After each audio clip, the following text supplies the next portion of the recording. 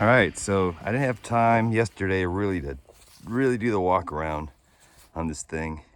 You know, you get to picking up a vehicle and it's 25 degrees out and everyone just wants to get it done and on the trailer and going. So do a little bit of walk around about it right now.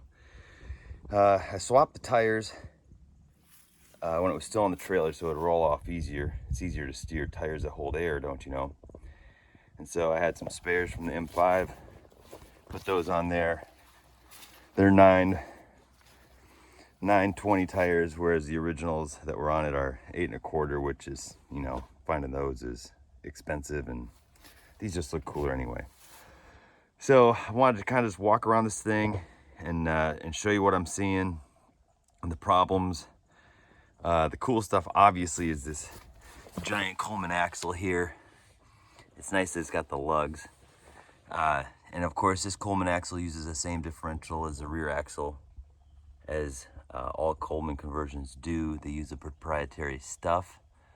So this truck has been beat to hell, and frame has been mutilated and braced and broken, and so there's all kinds of stuff going on with it, but it's worth saving for sure.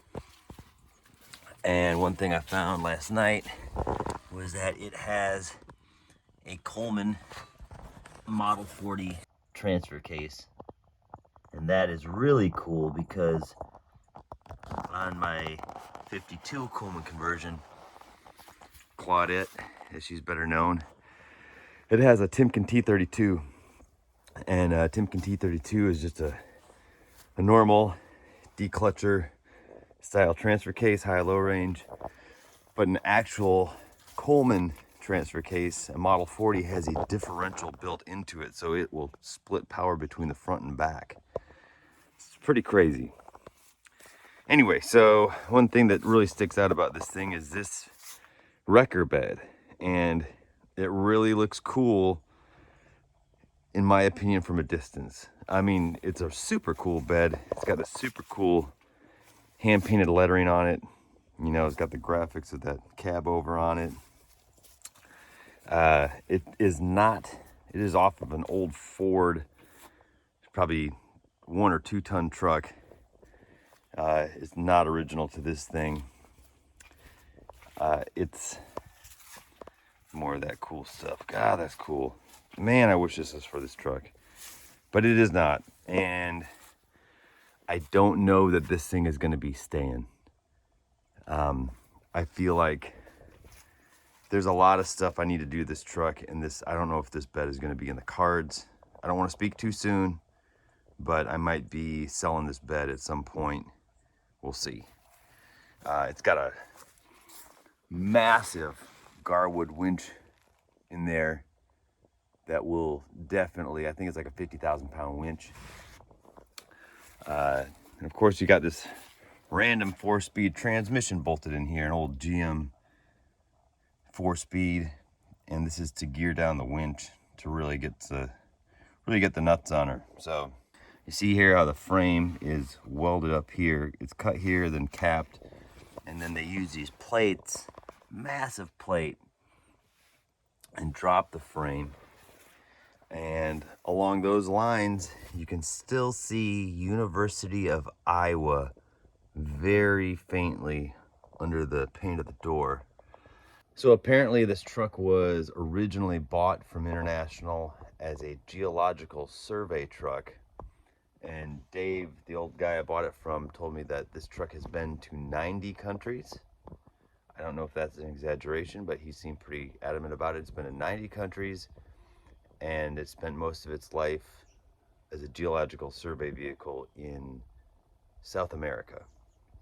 And so this thing apparently has been all over the world. And he said it's just a beast of a truck, and that he's done all kinds of stuff with it. He's the one who put this random tow bed on it from an old Ford truck, he said.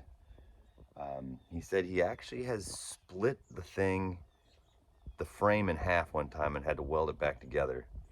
So anything I do to it is gonna be, I mean, it's kind of no holds barred. I can do anything I want to it and not feel bad about it. It's not by any means original. It definitely is worn out at this point. But I mean, it's a really cool truck with really cool history.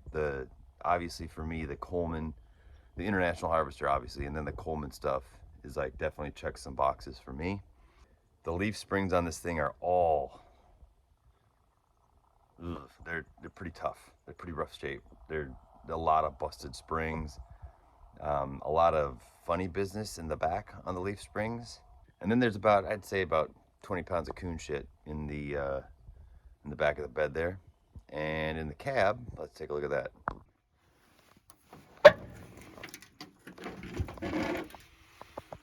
All right, non-original seat. Not really sure what that's from. Non-original gas tank.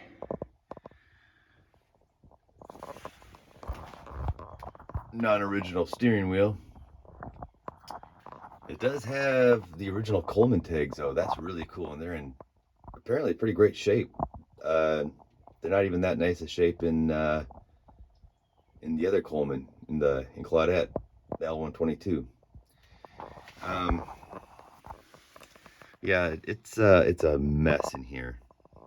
So I've got all this stuff to clean out. His original horn button, at least they left that. That's one nice thing from the steering wheel. Yeah, so it's missing the parking brake. I noticed the brake is missing on the transmission itself.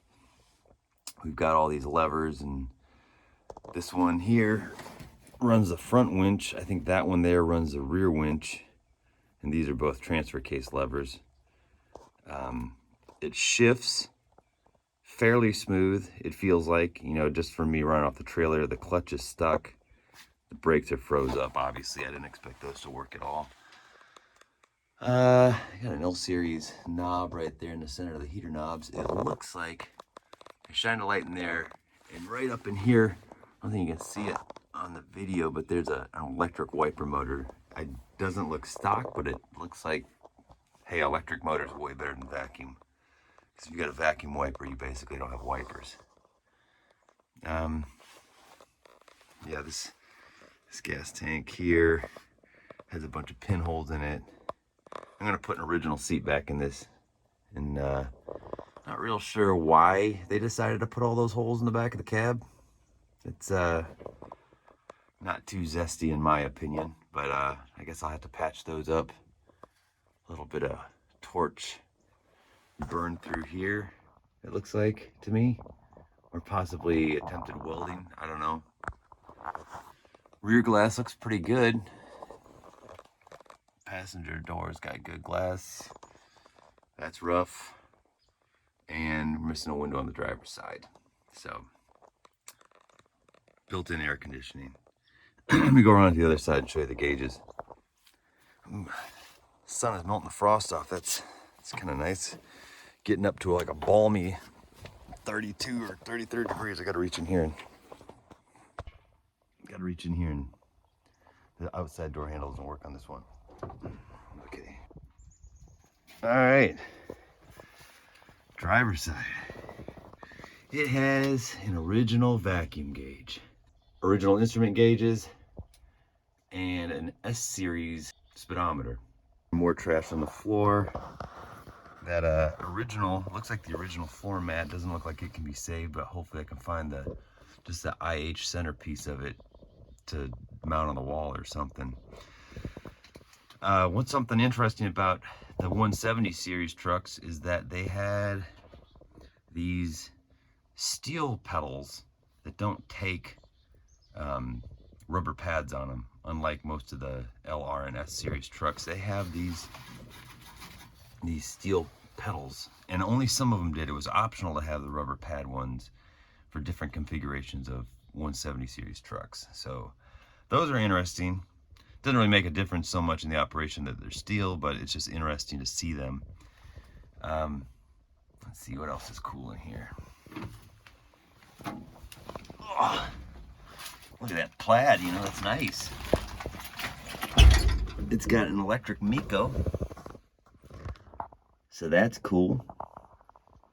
It's got the optional lighter. The lighter's still in there. Ooh, look at that. Super cool voltmeter. Excuse me, performance meter.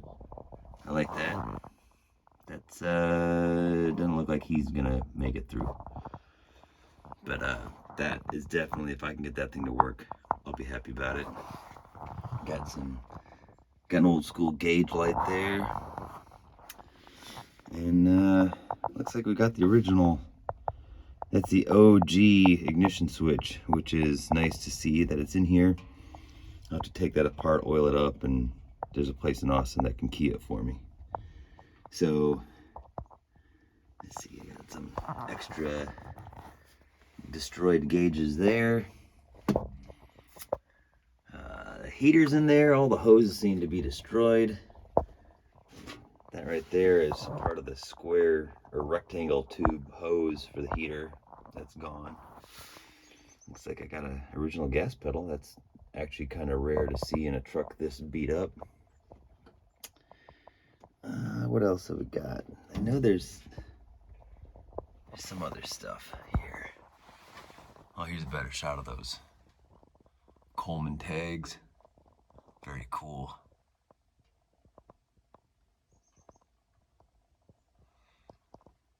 So, I don't know much about the Coleman 40, Model 40 transfer case. I didn't think it was something that you could declutch.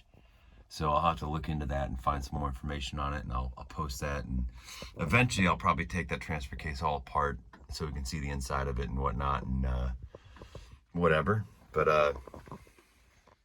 we got our fire extinguisher holder there. That's nice.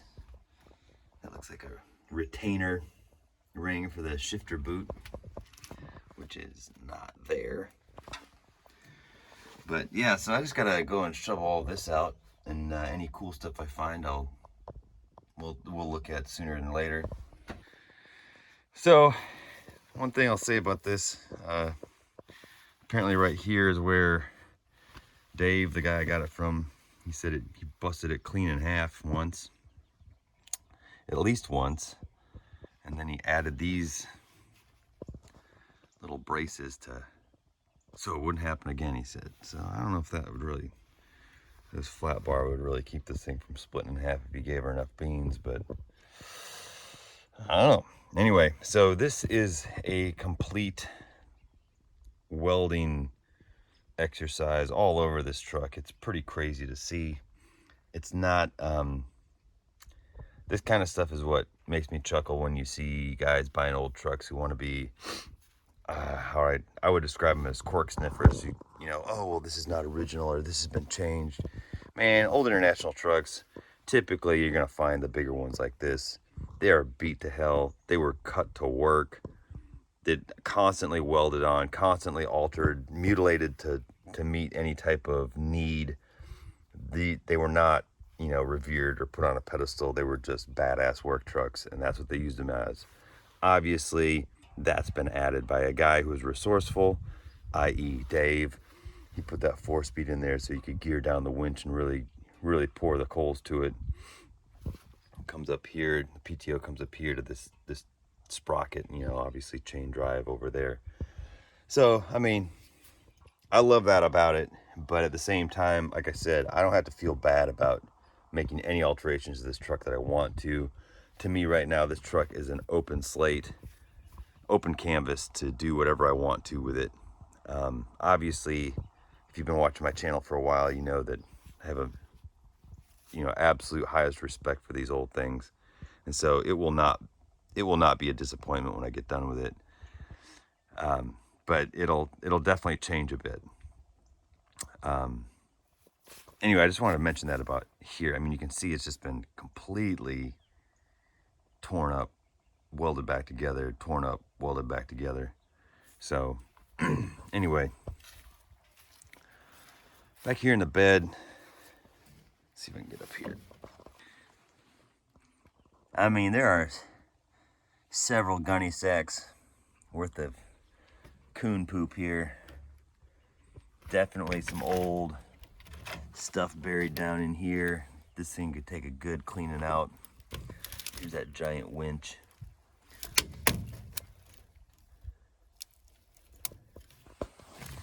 That looks to be an old crowbar. Oh, yeah. Come on. There you go. Got the toolboxes on the sides.